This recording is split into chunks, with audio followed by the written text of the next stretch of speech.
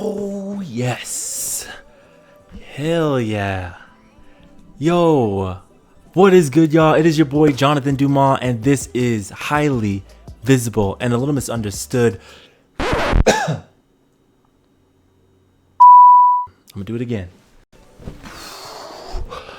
Yeah, what is good, y'all? What is happening? It is your boy, Jonathan Dumas, and this is Highly Visible and a Little Misunderstood, the show where we talk to the people we see every day because we don't know what we miss until we miss them. And y'all, we are back. Bizak.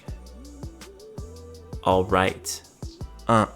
Yeah, we're so back. I'm really excited to be with y'all. I miss dropping new episodes and having new conversations and sharing them with y'all and hearing y'all's thoughts and all that stuff. I am hyped to be back. So hope y'all feel the energy. Y'all feel the... I'm gonna stop. I had a lot of caffeine today. I've been very busy. But yo, the new theme is on joy. And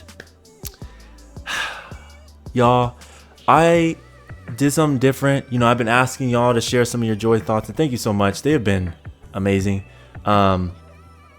I reached out to some other people, had some people refer to me to have on the pod. I'm really excited about the guests on the pod and to cover this topic on joy.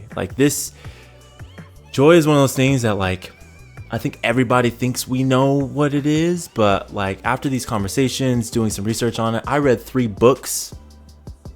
3 of them. I am already a reader, so it really doesn't matter, but I read 3 books to prepare for this season and to really expand my beliefs and thoughts on joy. And I'm just I'm so excited for y'all to hear these conversations because I've just been having a blast the last few weeks. Really exploring the different topics of joy. Joy in grief, joy in the mundane, joy when it's loud, joy in community, joy in whatever, you know what I mean? And so we have so many different guests coming on this season, and I can't wait for y'all to meet them and explore that. But for this very first episode, I wanted to do something a little different, something that I don't usually do, but kind of sort of do. I wrote something to share with y'all, specifically wrote something with the intention to share with y'all, and it was originally supposed to be a poem, but Reggie encouraged me. He's like, hey, why don't we, just do a video essay? Because I just felt like a lot of stuff was coming out when I was writing it. So we have a video essay. And the thing is I actually even was struggling with this because I wanted the tone to be different. I'm a fun guy. And the way that it came out was that, it didn't feel super fun. It didn't feel very loud. It just, every time I said it, even when I was writing it, the voice and tone in my head felt very grounded. It felt very more philosophical and thinky and pondery-y, rather than just all smiles and giggles and stuff like that. And so I just want to prepare y'all. If you're going into this thinking that it's going to be hey, what's up, bro? All right. It's not. So, but me, anybody that's listening to this show, you're ready to think deeply and think differently anyways, so we can be better human beings. So I'm really excited about this. And also this is a show that I think centers around thinking deeply and pondering and joy and caring for other people so we live different lives. So I think it aligns pretty well. But anyways, that's neither here nor there. So I just want to prepare y'all for that. Switching gears logistically, we will throughout the season be dropping episodes every week, starting with this one. And you can hold me to that because all the episodes are recorded. So if we don't drop an episode, that means something. Check in on your boy. Check in. But other than that, what's another logistical thing? Oh, yes. Yo, if you are not already following the show, please follow the show. Wherever you're listening, wherever you're watching, please follow the show, connect with us, write a comment, leave a review. We would love to hear from you. I read all the reviews. They're really helpful to improve the show. And if y'all want me to record in this space more often, for those who are listening, I'm in my living room right now. And me and Lynn's got these nice sofa chairs, and it's a sweet, smooth, royal peacock green. If you want me to record more often, like I can do that because it wasn't actually that hard to set up. But let me know. Let me know all the things. And if you're listening right now, go to the YouTube and subscribe there. I think I'm stalling at this point, y'all, because I'm kind of nervous for y'all to listen to the video essay. But shout out Reggie for giving me the idea. Shout out you for listening. Thank you so much. I'm really excited to be back. But without further ado, here is the video essay, Ponderings on Joy. Ponderings on Joy. Subtitle, maybe. Observations on the things that make us feel, laugh, grieve, create, and be, etc. Dedication. This is dedicated to those who are inspired by the little things, have a genuine smile when things are hard, and dare to hope, and dream, and think, and wonder, and ponder.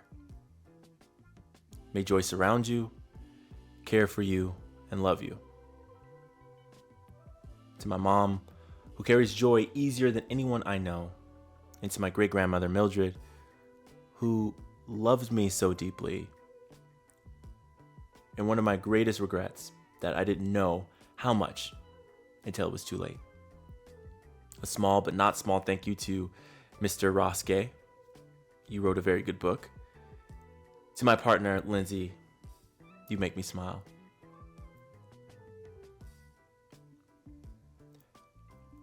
I'm not a writer. At least I don't consider myself a writer. Which the standards to be a writer, I don't know. I'll give it a think. Speaking of which, I am a thinker. A wanderer, a ponderer.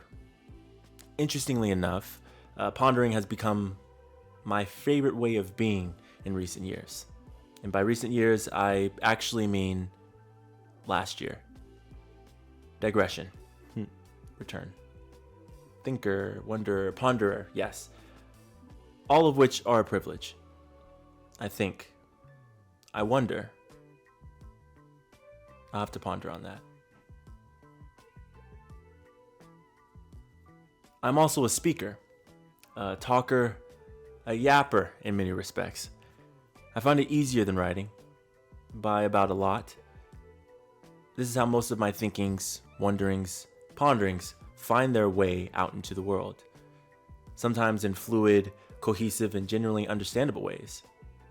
And sometimes not fluid, or cohesive, or genuinely understandable. By the way, this is something I'm slowly learning to embrace and love about myself again. More on that later, but you could stay tuned for that or not. I don't know. What was I saying? Yes. Thinkings, wonderings, ponderings out loud is a privilege. This, I don't have to think or wonder or ponder. It is. You get it. At least I hope you get it. Anyway, you are here reading or listening or watching or none of the aboving. I'm no fool. Because I mentioned something about joy. And we will get there. I promise. I just felt it necessary, and maybe a little fun for me, I guess, to share why we, scratch that, we comes later, am sharing my thinkings, wonderings, ponderings, specifically on joy. Short answer, I want to. And why not? Medium answer, I want to. And why not? And we, that includes you, reader, listener, watcher, none of the abover, need. Correction, my bad. I can't tell you what you need. I'm probably projecting. Sorry. More joy in our lives. Or rather, we need projecting again. Sorry, again. To be reminded where joy is in our lives. Or maybe invited? Projecting. Not sure. Maybe. To reconsider. and dare I say ponder on the joy that is in our lives. Now the long answer. Well, I hope to answer that, well, kind of, throughout whatever it is that you, the reader, listener, watcher, none of the abover, are indulging in right now, or not. Truthfully, I intended to write a poem, more like a spoken word. But as I pondered on joy, I realized I had more to say than what I could encompass in a poem. So if not a poem, then an essay. No, that's too academic, triggering. Then what? Then what? What is this thing? An invitation? An invitation. Yes, an invitation to slow down, to wonder, to explore, to discover or rediscover joy. Because we need, projecting again, more joy in our lives. Or at least reminded that joy is accessible. Or maybe to ponder on the joy that is in our lives right now. I need to, or maybe I think I need to, or maybe I wonder if I need to, or this is what it is, more aptly ponder that I need to start from the beginning. For the last 34 years, joy has been a part of my life, instilled in me by my mother, and my mother's mother, and my mother's mother's mother, and my mother's mother's mother's mother. You get it. At least I hope you get it. Anyway, joy has been there. Even when I didn't know there was a there. It was, has been, is at the center of my life. It's only been recently that I've decided to pay attention to it. The moments when I long for it. The moments when it's easy. The moments when it's complex. The moments when it makes no sense. The moments when it's perfect. The moments when I have everything I need. The moments when I'm lost. The moments when I'm unstoppable. The moments when I'm broken. The moments when things are clear but not. The moments. You get it. At least I hope you get it.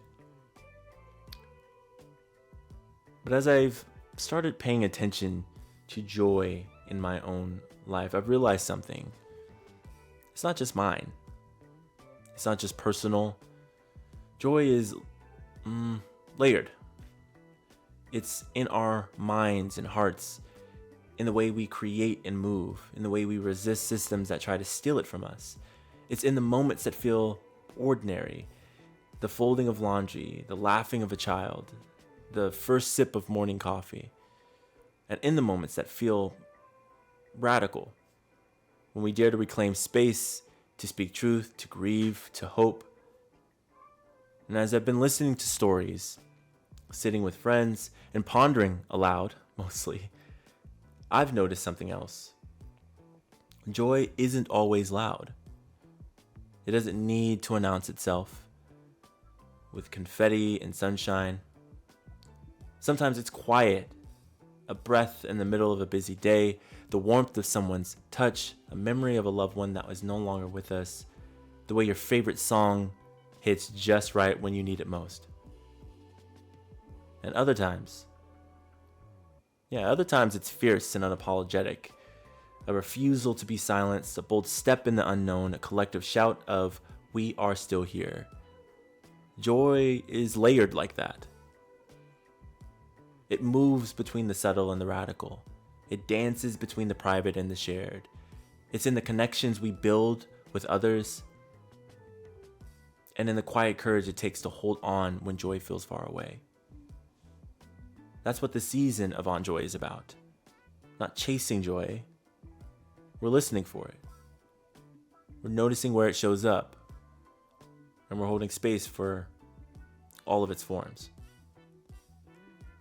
And yet, even with all this pondering, even with the layers and questions and invitations to notice, I still find it hard to put joy into words, to make sense beyond the feeling itself, to articulate joy beyond intuitively knowing the feeling or being told where it's supposed to come from. Y'all love this. I grew up Christian, and any good Bible believer, faithful churchgoer, or semi-preacher will tell you that our joy comes from the Lord. Mom, this is for you. Nehemiah 8:10. Do not be grieved, for the joy of the Lord is your strength. Romans 15:13. May the God of hope fill you with all joy and peace in believing. Philippians 4:4. Rejoice in the Lord always. Again, I say rejoice. James 1:2. Count it all joy, my brothers, when you meet trials in various kinds. Galatians 5:22. But the fruit of the Spirit is love, joy, peace, patience, kindness, goodness, and faithfulness. I've heard that at a few weddings. There is so much that can be said about each one of these verses. On one hand, they can bring hope, knowing that God will carry, and hold fast your joy. Y'all getting triggered? I know. Stay with me. And on the other hand, they are spiritual band-aids that don't mean or do much. Triggered? I know. Stay with me. I have felt the extremes of both and wrestled with them. It's a little Bible humor if you got it. If you know, you know. But to be honest, the words, when said or preached or prayed or shared at the right time by the right person, do something for me. Thanks, Mom. Simultaneously, I find myself often unmoved and find the words failing to strengthen, to describe, to comfort, hold fast, heal, or even hold space for my joy. Listen, this is not to discredit my Christian upbringing, which have been, if I'm honest, are the foundation by which I view the world. And truthfully, I am thankful for some, definitely not all, but surely a good amount of these lessons that I learned. But since I'm not a part of that community anymore, where does my joy come from? Interestingly, I have felt adrift in a really good way since I have, as I mentioned earlier, started paying attention to joy and where it shows up in my life. Here's what I'm discovering. We don't always know what brings us joy because we haven't given ourselves the space to find out, to truly feel it for ourselves, not for anyone else. We've been conditioned to think of joy as an outcome, something earned after the work is done, something reserved for deserving moments. But joy doesn't wait for our permission. Joy is a practice, a muscle we flex, a curiosity we follow, a breath we remember to take.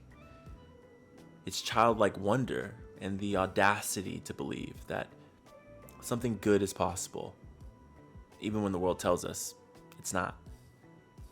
It's the beauty in the unknown, the willingness to step into what we don't yet understand and say, I'm here, I'm willing, I'm open.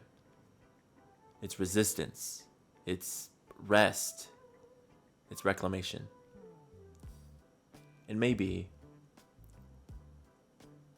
joy comes when we let go of the need to get everything just right. When we stop worrying about how others will receive it and instead create because we must, because it brings us back to ourselves. A state of being we can cultivate moment by moment. Joy is one of the most human things that we could do, experience. So as I sit here thinking, wondering, pondering,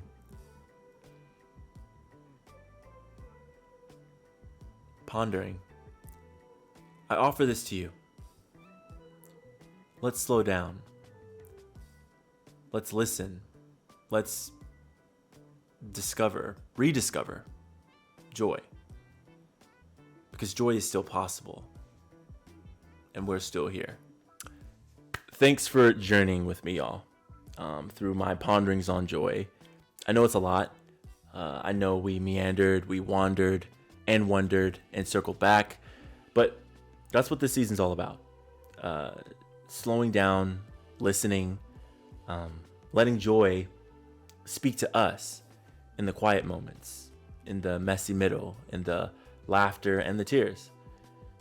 And so I hope something here sparked curiosity, or at least made you pause, even just for a moment. And if it did, maybe share that with a friend. You could leave a review, you can share a comment down below, or just sit with it a little longer.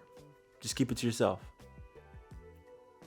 And if you're feeling really bold, we're doing something different this season, and that means hearing from you. We would love to hear from you. Share with us what's bringing you joy in this season. A memory, a sketch, a song, a story. You can share with us.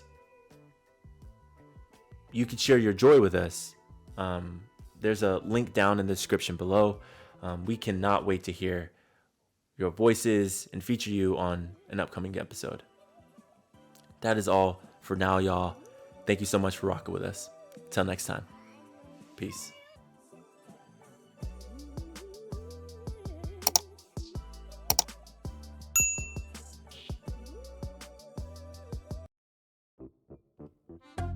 A small, but not small thank you to Rock. Oh, hell no.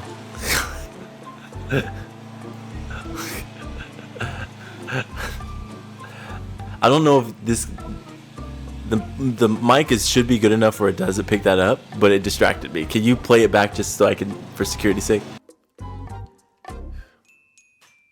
Thanks for journeying.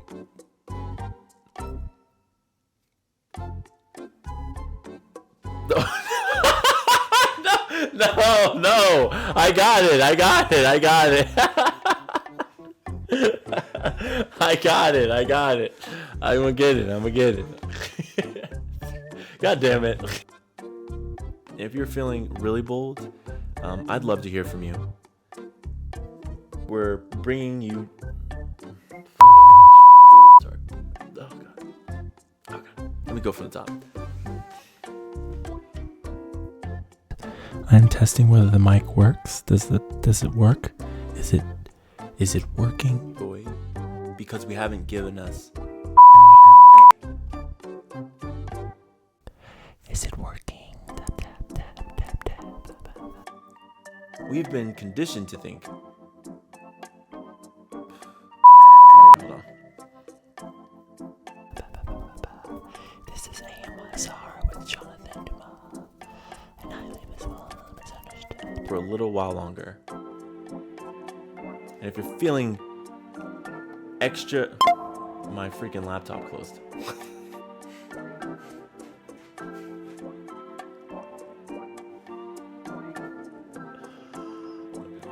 It just closed. Sorry.